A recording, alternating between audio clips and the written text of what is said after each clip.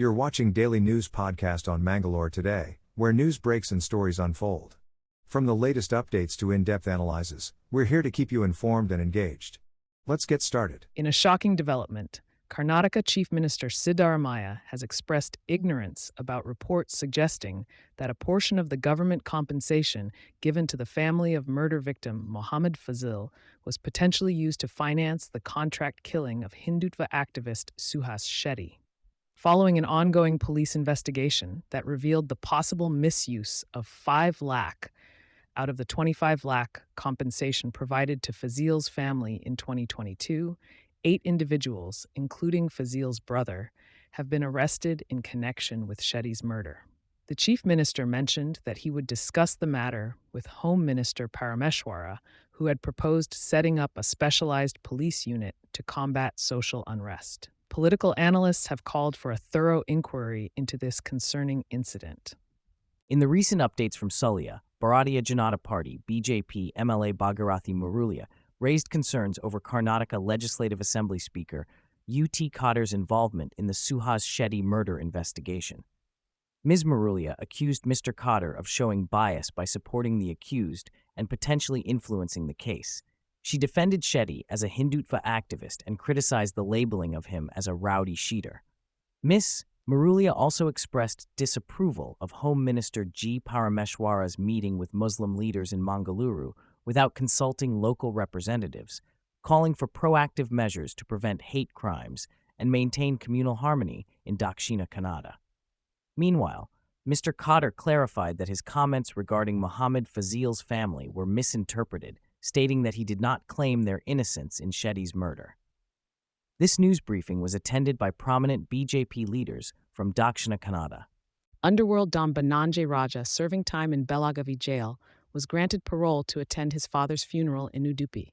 The High Court allowed Raja to visit his residence in Sasithoda, Malpe, to perform the last rites of his father, M. Sundar.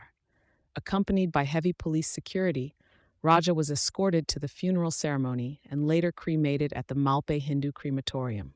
Known for his involvement in various criminal cases, including the Karwar murder case and Udupi Erodi Jewelers shootout, Raja has been serving a life sentence for multiple crimes. The High Court approved his parole from May 3rd to May 14th, under strict conditions, before returning to Belagavi jail. In a tragic incident near Kamblapadavu, close to Konaje, a car and an autorickshaw collided early Sunday morning, resulting in severe damage to both vehicles. Passengers in the autorickshaw were injured and promptly taken to a nearby hospital for medical assistance. The authorities are probing the accident to determine the cause and identities of those involved.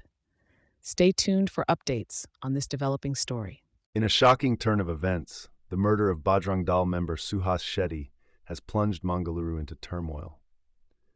The involvement of 2 Burqa-Clad women aiding the attackers in the gruesome daylight assault has sparked intense speculation and fear among the residents. However, the Mangalore police have now identified the women as relatives of one of the accused, putting an end to the swirling rumors. Police Commissioner Anupam Agarwal clarified that the women were in the area for personal reasons and not part of the planned attack. The chilling surveillance footage captured the brutal attack on Suhas and the swift getaway of the perpetrators, shedding light on a revenge plot linked to past communal killings in the region. With 8 individuals arrested so far, including the mastermind Abdul Safwan, the case underscores the dangerous cycle of violence gripping Mangalore. As authorities strive for justice, the city remains on edge, emphasizing the urgent need to break free from this vicious cycle of retribution and bring peace to the community.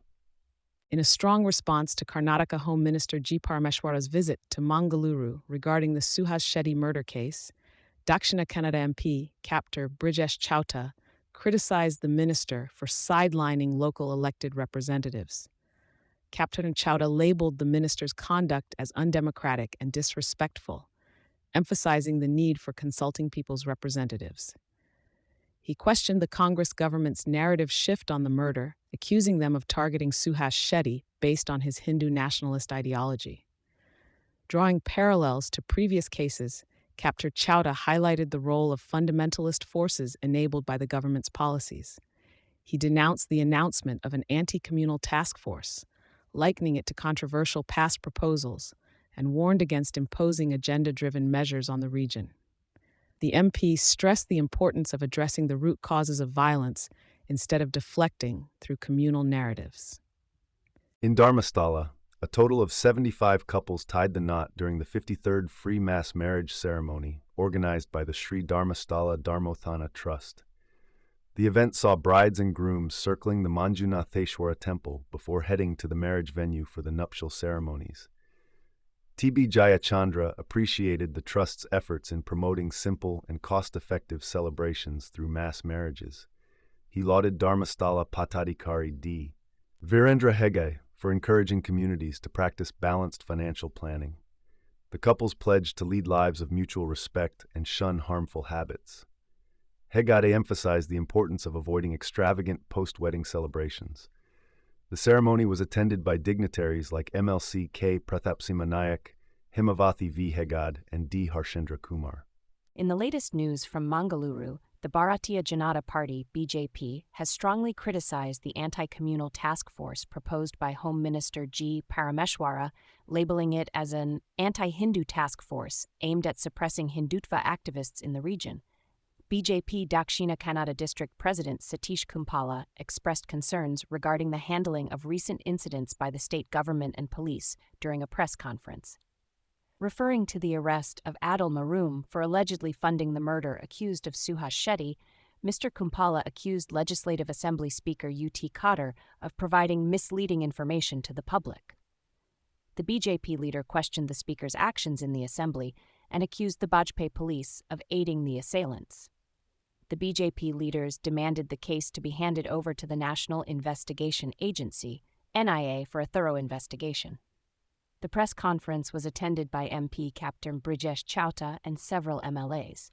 Stay tuned for more updates on this developing story. In a recent address at the Arctic Circle India Forum 2025, External Affairs Minister S. Jaishankar emphasized India's evolving role in global affairs, stating that the country now seeks equal partnerships and not unsolicited advice. Jaishankar highlighted the direct consequences major global developments have on India, pointing out the growing multipolar reality. He noted shifts in U.S. foreign policy and China's strategic trajectory, foreseeing increased geopolitical contestation. Jaishankar's remarks underscore India's assertive foreign policy stance and its push for recognition as a key player on the international stage. Tensions escalate between India and Pakistan as a Pakistani ranger is detained by the Border Security Force along the international border in Rajasthan. This comes after BSF Constable Purnam Kumar Sahu was apprehended by Pakistan Rangers for inadvertently crossing into Pakistani territory. The identity of the detained ranger remains undisclosed. Ceasefire violations continue along the line of control, with Pakistani forces engaging in unprovoked firing. Despite efforts for repatriation of the personnel, no progress has been made, aggravating the situation. India accuses Pakistan of supporting cross-border terrorism, leading to punitive measures being imposed. Pakistan's test launch of the Abdali missile has further heightened tensions. The soldier's family awaits updates on his status, adding to the strained atmosphere. Diplomatic relations are strained, with both countries on high alert along the border. Tensions between India and Pakistan are at an all-time high, following Pakistan's ambassador's warning of using nuclear weapons if provoked. The ambassador alleged India's plans for military strikes, fueling fears of imminent conflict. This comes after India accused Pakistan of supporting terrorist groups in the wake of the Pahalgam attack, leading to the suspension of the Indus Waters Treaty. The treaty, ensuring water sharing despite hostilities, has now been sidelined, further escalating the situation. With both nations on high alert, calls for dialogue and restraint have been made by global stakeholders. The region watches closely as the volatile relationship between the nuclear-armed neighbors remains precarious. We're grateful for your time and attention on today's news podcast. For a deeper dive into today's topics, our website mangaloretoday.com has you covered. And if you haven't yet, subscribing to our channel is the best way to stay updated. Thank you, and see you next time.